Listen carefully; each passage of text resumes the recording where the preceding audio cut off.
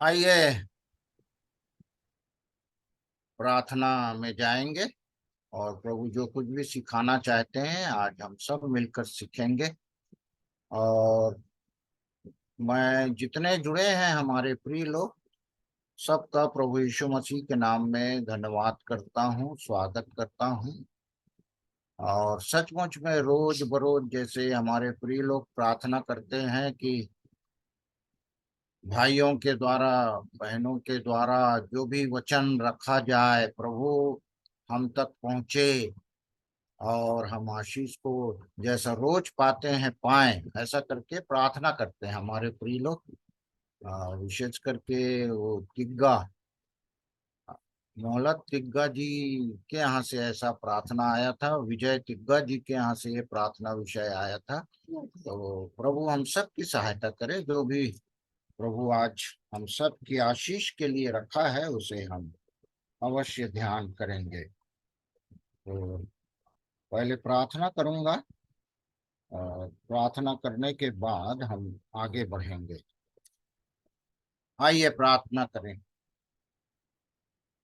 जीवते सच्चे अनुग्रहकारी सामर्थी पवित्र प्रेमी पिता, उद्धार करता है यीशु मसीह के नाम में हम आपके चरणों में आए हैं इस भांति बड़ी लालसा के साथ कि हम रोज बरोज की मानिन आज भी प्यारे प्रभु आपके वचन को खोलकर पढ़ें, समझें और ग्रहण करें और अपने चाल चलन को या हमारी आवश्यकताओं को जो प्रभु आप हमारे अपने वचन के द्वारा देना चाहते हैं उन्हें प्राप्त करें। और सचमुच में प्यारे प्रभु आज भी हम आशीष पाकर इस आराधना से जाएं और हर बातों को जो हम सीखते हैं प्रतिदिन प्यारे प्रभु उसे अपने जीवन में वर्णित कर सके और सचमुच में सारी महिमा, आदर, इज्जत आपको दे सके और इस आत्मिक जीवन में बढ़ सके। प्रभु हम सब की सहायता करें, आमीन। तो एक स्थल हम देख लेंगे जो बीते दिनों में मैंने प्रारंभ किया था कि हम सब रास्ता जो प्रभु हमको अपने वचन के द्वारा देते हैं उन रास्तों को जान सके। उस दिन मैं सब बातों को नहीं रख सका था, तो आज भजन संहिता से उस दिन मैंने अधिकांश अंश को पढ़ाया था। आज हम नीति वचन से पढ़ेंगे। मैं धन्यवाद करता हूं कि आज हमारे प्रिय लोग जब प्रार्थना कर रहे थे तो वो नीति वचन 3 का उल्लेख कर रहे थे, तिग्गा भाई और तिग्गा बहन। नीति वचन 3 का 5 और विजय भाई तो काफी पद को नीति वचन 3 से उन्होंने प्रार्थना में रखा। तो पहले हम पढ़ लेंगे नीति वचन 3 का 5 पद। कोई पढ़ने में मेरी सहायता करें क्योंकि बाइबल जी खोलने में पन्ना जी पलटने में मेरे को समय लग जाता है। जी चाचा जी, मैं वहीं पढ़ूं। से शुरू करेंगे। नीति वचन 3 का 5। तू अपनी समझ का सहारा ना लेना, वरन संपूर्ण मन से यहोवा पर भरोसा रखना। यस, और आगे। उसी को स्मरण करके सब काम करना, तब वह हाँ, तेरे लिए सीधा मार्ग निकालेगा। कैसा मार्ग? सीधा मार्ग। सीधा मार्ग निकालेगा। किसके लिए? तेरे लिए। यदि मैं और आप अपने समझ और बुद्धि का सहारा नहीं लेते परंतु संपूर्ण मन से यहोवा पर भरोसा रखते हैं तो वो हमारे लिए सीधा मार्ग निकालते हैं और सचमुच में सहायता करे। तो नीति वचन के उन अंशों को केवल पढ़ लें, हम सब जानते हैं, शॉर्ट ऑफ रिवीजन, और मार्ग पर हम ध्यान करेंगे। नीति वचन 5 को भी पढ़ लेंगे, 5 का 21। क्योंकि मनुष्य के मार्ग यहोवा की दृष्टि से हाँ, छिपे ये नहीं। क्या है? मनुष्य का मार्ग। मनुष्य के मार्ग के विषय में हम देख रहे हैं। मनुष्य का मार्ग। हाँ, पढ़िए। क्योंकि से मनुष्य के मार्ग यहोवा की दृष्टि से छिपे नहीं हैं, और वह उसके सब मार्गों पर ध्यान करता है। सब मार्गों पर यहोवा जानता है मनुष्य का मार्ग कैसा है, और सब मार्गों पर ध्यान करता है। और मनुष्य का मार्ग अक्सर मैं पढ़ता हूं ना, तो थोड़ा सा परेशान होता हूं जब नीति वचन 7 पद कैसे एक मनुष्य जो है शैतान के चुंगल में फंसकर, और सब यदि नीति वचन 7 को जब जब मैं पढ़ता हूं ना, तो कैसे धीरे धीरे करके शैतान एक मनुष्य को जो परमेश्वर के मार्ग में बढ़ना चाहता है, उसको उस मार्ग से हटाकर उस स्त्री के मार्ग में ले जाता है। और सचमुच में 7 का अंतिम अंतिम पद को पढ़ेंगे ना, तो जैसा शिकारी चिड़िया चिड़ी मार के हाथ में पड़ जाता है, आ, बहुत दुर्दशा होती है। हाँ, 7 का पहले 8 पद पढ़ देना। हाँ, अमन। जी। वह उस स्त्री के घर के कोने के पास की सड़क पर चला जाता था, हाँ और उसने उसके घर का मार्ग लिया। हाँ, स्त्री के यहाँ सड़क शब्द है, सड़क। और उस स्त्री का मार्ग ले लिया ये जवान लड़का। और उसका 25 पद पढ़िए तो। 7 का 25, 25।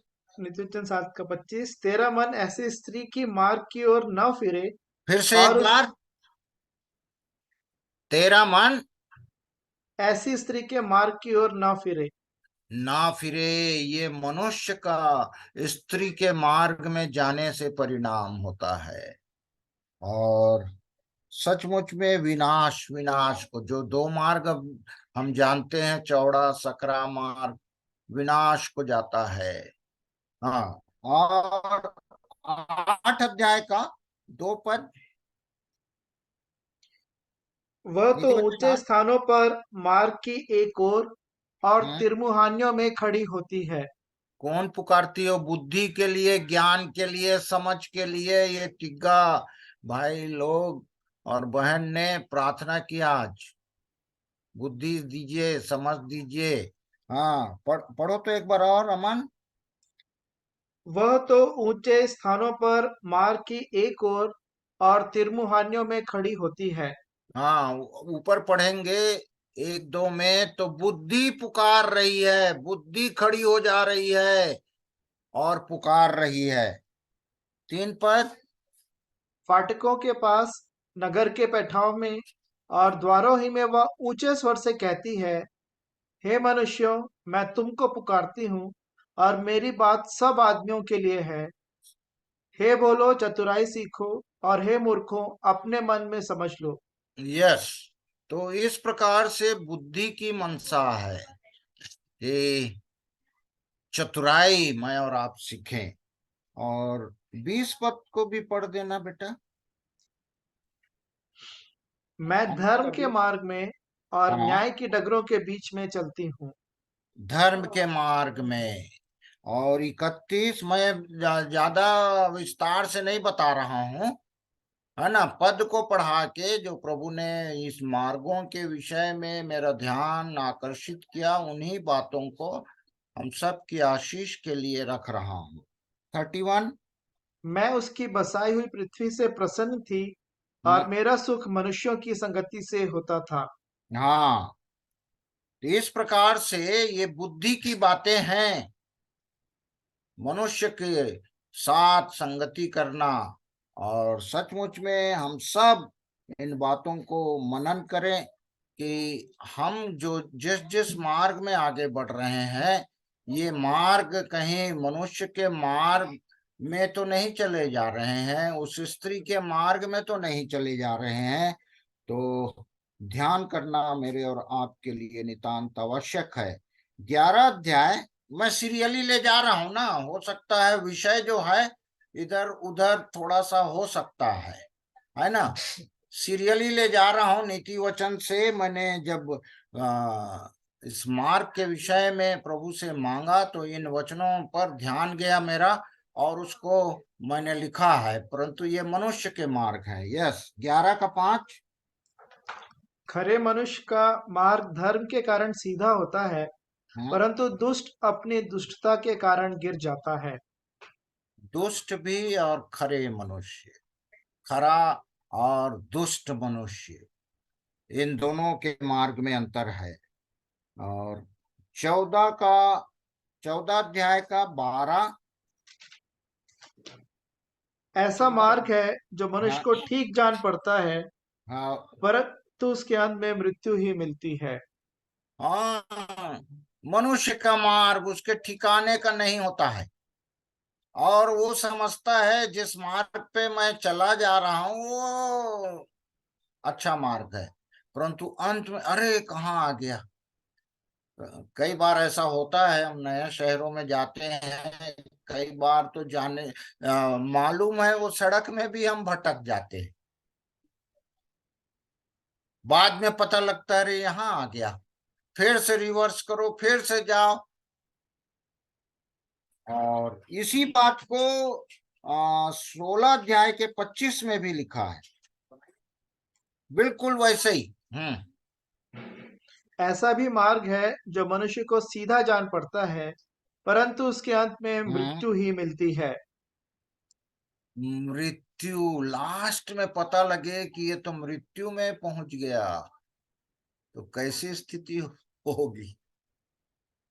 तो प्रभु सहायता करे, वास्तव में जिस मार्ग पे हम चल रहे हैं, दौड़ रहे हैं, प्रभु की अगुवाई में चलें, अपने समझ बुद्धि ज्ञान को लेकर ना चलें, और बाद में जब अंतिम स्थिति में पहुंचेंगे तो मृत्यु को ना दें।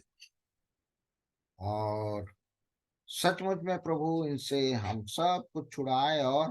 और उसी प्रकार से आलसी के बारे में भी, आलसी का मार्ग भी है ऐसा। नीति वचन सुलेमान लिखते हैं 15 अध्याय का 19 पद।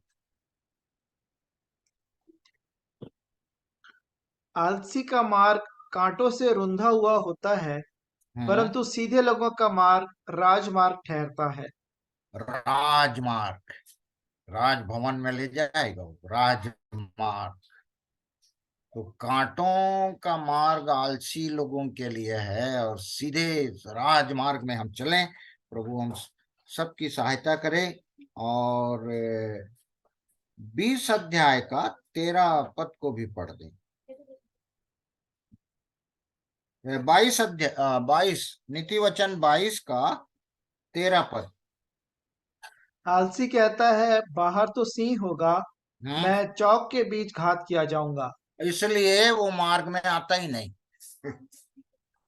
घर में ही है। वो मार्ग में तक नहीं निकल रहा है अपने घर में, और आलस्य के कारण वो नीति वचन में तो भीख मांगा करेगा, ऐसा बोलते हैं आलसी लोगों के लिए। कटनी के समय भीख मांगेगा, कुछ नहीं पाएगा। तो मार्ग में आना भी जरूरी है, घर में ही रहना नहीं है, मार्ग में आना जरूरी है।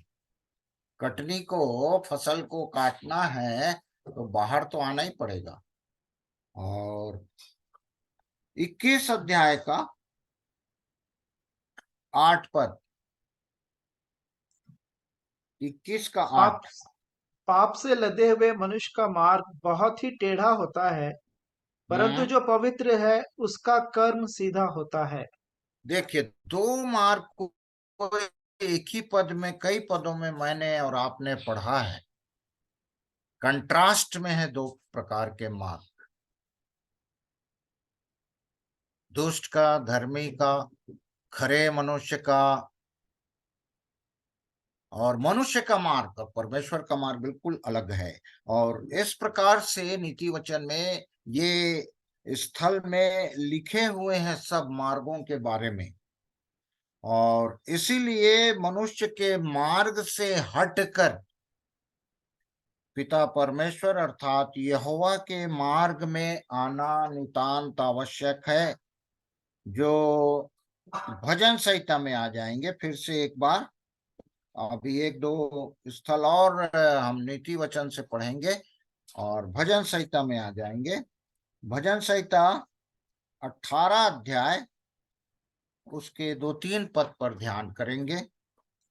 भजन संहिता 18 का 21 पद। क्योंकि मैं यहोवा के मार्गों पर चलता रहा हैं? और दुष्टता के कारण अपने परमेश्वर से दूर ना हुआ। ये दाऊद की गवाही है। यहोवा के मार्ग में मैं चलता रहा, दुष्टता के मार्ग से मैं अपने आप को अलग करता रहा। और 30 पद को भी पढ़ लेंगे। यहोवा ने मुझे मेरे धर्म के अनुसार व्यवहार नहीं हाँ। किया। यहोवा ने मुझसे मेरे धर्म के अनुसार व्यवहार नहीं किया और हम्म। मेरे हाथों की शुद्धता के अनुसार उसने मुझे बदला दिया। हम्म। 32, 30, 31, 32 तीनों को पढ़ दिया मन। परमेश्वर का मार्ग सिद्ध है, हम्म। यहोवा का वचन ताया हुआ है। वह हम्म। अपने सब शरणागतों की ढाल है। यस। यहोवा को छोड़ क्या कोई ईश्वर है?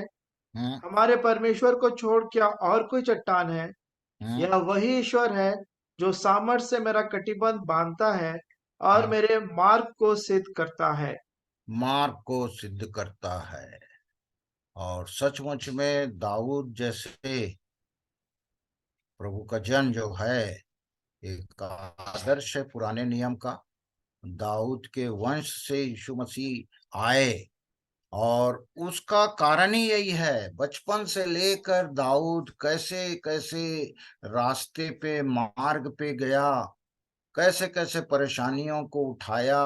और उसी प्रकार से यूसुफ, यूसुफ के जीवन काल के विषय में यदि मैं और आप अध्ययन करें,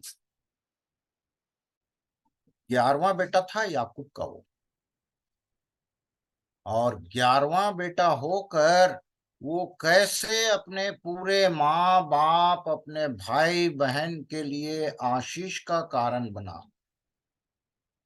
और बचपन से उसको परेशानी तो हुई, मगर वो, प्रभु का धन्यवाद हो कि वो ऊंचे स्थान पे, उसके मार्गों पर मैं यदि मैं और आप ध्यान करें, किस किस मार्ग में वो गया, पहुंचाया गया, कहाँ कहाँ गया, प्रभु ने उसको संभाला।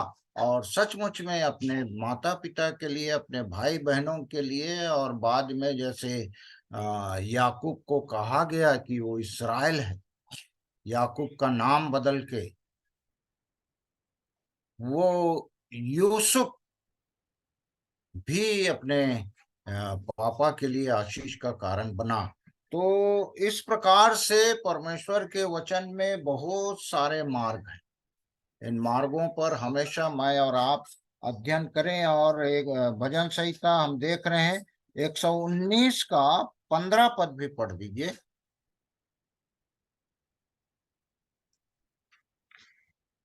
मैं तेरे भजन से। उपदेशों पर ध्यान हाँ। करूंगा हाँ। और तेरे मार्गों की ओर दृष्टि रखूंगा। हम्म। ये मेरा और आपका हमेशा आज प्रण ले, हमेशा तो चल रहे हैं, परमेश्वर अपने मार्ग में मुझे और आपको चला रहे हैं।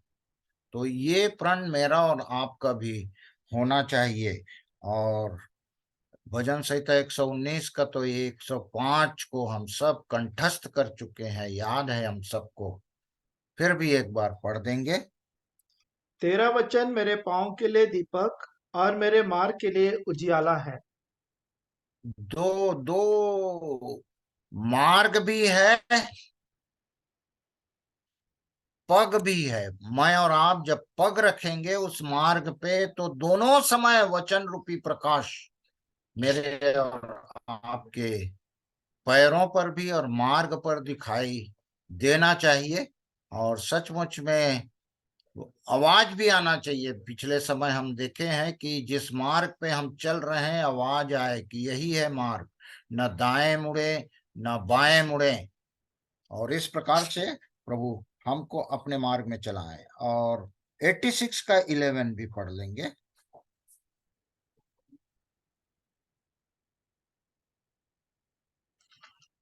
हाँ। हे यहोवा, अपना हम्म, मार्ग मुझे दिखा, तब हम्म, मैं तेरे सत्य मार्ग पर चलूंगा। हम्म, मुझको एक चित कर कि मैं तेरे नाम का भय मानूं। यस, ये प्रार्थना दाऊद की है। और सचमुच में जब प्रभु अपने मार्ग को मुझे और आपको दिखाएंगे तो उसमें मैं और आप चलते रहें। और एक वचन और हम देख लेंगे जो नीति वचन 20 के 24 पद में है। नीति वचन 20 उसका 24 पद। मनुष्य का मार्ग यहोवा की ओर से ठहराया जाता है। हम्म, आदमी कैसे अपना चलना समझ सके। अपना चलना आदमी कैसे समझ सके। और मनुष्य जो मार्ग है, हम दोनों के मार्ग को देखे हैं कुछ कुछ पदों के द्वारा। मनुष्य का मार्ग और यहोवा का मार्ग। तो प्रभु सच में हम सब की सहायता करें कि जिस मार्ग में तुझे चलना होगा, सावधानी के साथ मुझे और आपको ये वचन के द्वारा प्रभु अपने आत्मा के द्वारा रोज बरोज दिखाते हैं। और रोज हम ध्यान करें कि सचमुच में हम सत्य मार्ग पे चल रहे हैं कि नहीं। और वो सत्य मार्ग यीशु है जो पिता परमेश्वर के पास मुझे और आपको पहुंचाते हैं।